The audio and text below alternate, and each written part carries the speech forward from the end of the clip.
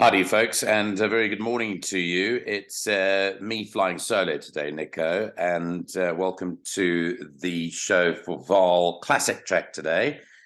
Just going 25 past 8, and it's Thursday, the 12th of January, and we're armed with the changes and our selections from a Clocking the Gallop perspective today. Later on, Neil Andrews will be doing a preview for an exotic on our Take a Bet show sponsored by Tab South Africa. Track condition today is good, penetrometer 21, and they've had 4 millimeters of rain in the last 7 days. We're in the midst of stage 6 load shedding, which I needn't remind you of.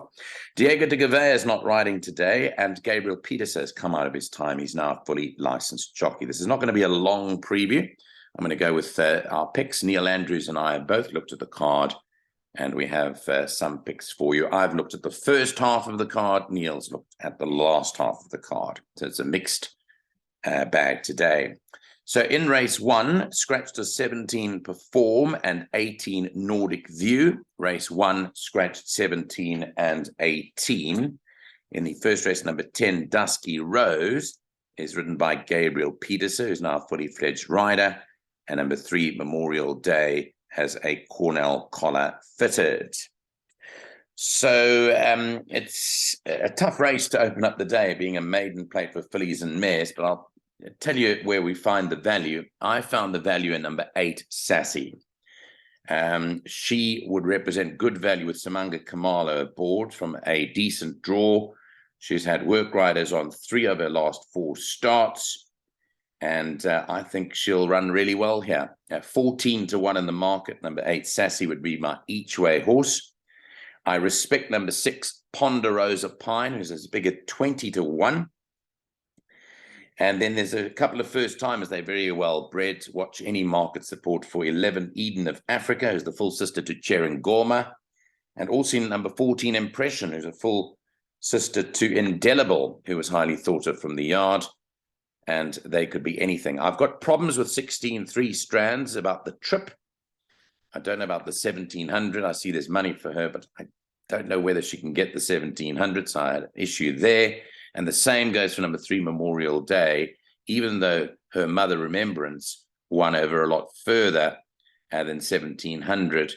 I just don't know whether she'll get the trip of 1700 meters. So that was my take on the first race.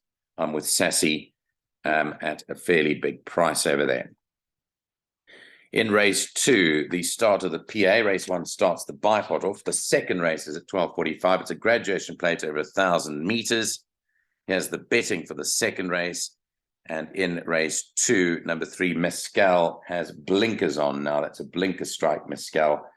Well, effectively here, what's happened is that Johan Janssen van Vuren has loaded up the field to keep the race alive. He's put in 3 other horses apart from his star Karangatang, who's at 7-10.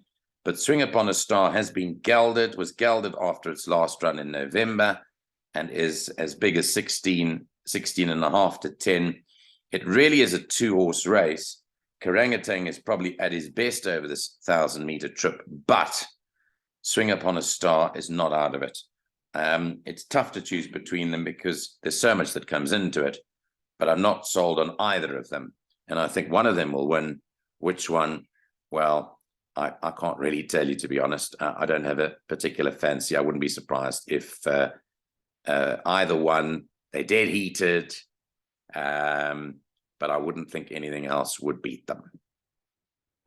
On we move to the third race, which is the start of the pick 6 at 13:20, a novice handicap over 1,600 meters. You can scratch numbers 2, Rollover Red Rover, and 5, The Chosen One. Those are the changes in the third race. Here, well, there's been money for quite a few individuals, and in fact, the betting has changed because of the scratchings too, but I thought the Toffers was the horse to beat. Again, I'm worried a little bit about the trip, because last time I'd have just got beat over 14.50 to Jimmy Don, but Jimmy Don's fairly decent. And on a few lines of form, I'd have to stick with the Candice Dawson runner, number 4, Toffers. So Toffers would be my first choice. Thunderstone has been ultra disappointing, and I'd like to see more. I'm not convinced the trip is up his alley, but he may be wanting the trip, and that's why he's been disappointed, because he's been running not over his right distance. So he, for me, would probably be the danger. And then horses like Future Wolf and River Romeo to follow behind that. But really and truly, as far as I can see, I'm preferring Toffers here in race 3. Race 4 runs at 5-2. It's a classified stakes race over 1,600 meters. In the 4th race, scratched is number 5, Global Breeze. Number 6, Lady Calavera, is now the mount of Dennis Schwarz, who is welcome back to South Africa for Dennis, because he was riding in Mauritius for most of the year. He is plus half a kilo on number 6, Lady Calavera. Lady Calavera runs with a Cornell collar, no blinkers on number 7, Earl of Cardigan, and blinkers, important change here, blinkers go on Gilda Gray, which is an interesting equipment change over there, because that would probably be one of our top selections. Yeah, so Gilda Gray gets the blinkers on, comes in with a lightweight, certainly will be right there. I thought In Cahoots' win last time out was excellent. That seems to have turned the corner with the fitting of the blinkers. So I made this between In Cahoots and Gilda Gray. Further wider of that, I thought Earl of Cardigan was a good price at 12-1. I think he's looking for the trip now in his latter years of racing. So I thought that at 12-1 could improve. And then behind that, maybe Burmese Tiara number 3. But I thought In Cahoots and Gilda Gray were the top 2 for me, with the value being Gilda Gray now running with the blinkers on. Race 5 jumps at 14:35, the start of the second jackpot, a middle stakes over 2,400 meters, scratched at 10 Flying First Class and 12 Go Dream Machine. Those are the changes in race number 5. Right, I spoke to Neil Andrews, as I said earlier on, about this race, and he said it's a field race, Nico. I've looked at it. It's a field race. He said he wouldn't be tipping Arlington Action first to make it 5 in a row, but he did say that a few come in with chances. His roughie in the race was Opera Glass, who we went for last time out, and she disappointed us. So she didn't run a good race last time out, but he thought with just 49.5 kilos that she was an outsider to include. Excuse me. I liked a bit of Great Affair, honestly, number 8. I thought is better than his recent runs, and I've liked him recently, so I'm going to go for the 8 Great Affair. But between the two of us, we like 8 and 9.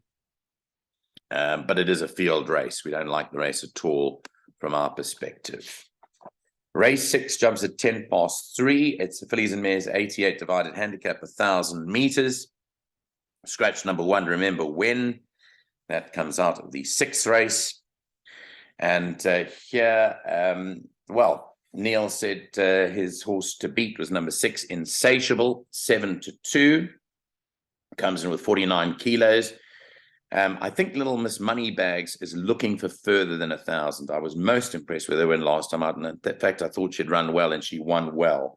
But I think she's looking for further than the 1,000. Rose for Trippy comes into a 2, and really it boils down to those 3 horses. So it's in the order 6, 4, 5 for us.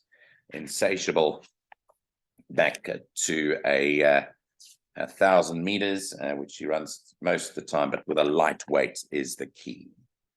Race 7 jumps at 15:45, a Fillies and Mares 69 divided handicap, and it's over 1,000 meters. In race 7, scratch number 8, Quick Run. So Quick Run is scratched. Number 1, Aniara, is still without a rider because Diego de Gavea is not riding today, and no tongue tie for number 11, which is What a Blizzard. And Neil likes the 5 and the 7 here, the 2 fancied runners in the market, In the Ether and Beaded Gown. They ran together last time out, and on the weight turnaround, there's little to choose between them. So go to the horses there, 5 In the Ether and 7 Beaded Gown. We're not expecting any fireworks there with regard to anything else. The 8th and last race jumps off today, this afternoon at 4:20. It's a merit rated 72 handicap, and it is over the 1,200 meter trip. Scratched is number 1, Cool Winter. and no blinkers on number 6, Great Times. Here's the betting for the last race. Well, Neil selects number 3, Pinch It. Pinch It is your rover here, and he thinks this is the right horse. He expects a better run from number 5, Defender of Rights, who's in the region of 7-1. And those are the 2 horses that he mentioned today in that last race. I'd throw in Rattle Bag as well, who seems to have run a couple of races pretty decent, and that is 13-2. But that's our take on today's 8 races carded. There's racing tomorrow at Fairview. I'll be commentating in Quebec tomorrow, but we will have previews from both Nino Podesta, and we'll get the show on the road with MX tomorrow morning too. Thanks for joining us. It's the Vaal Racing on this Thursday. Have a great day from the Clocking The Gallop team. All the best. Play well.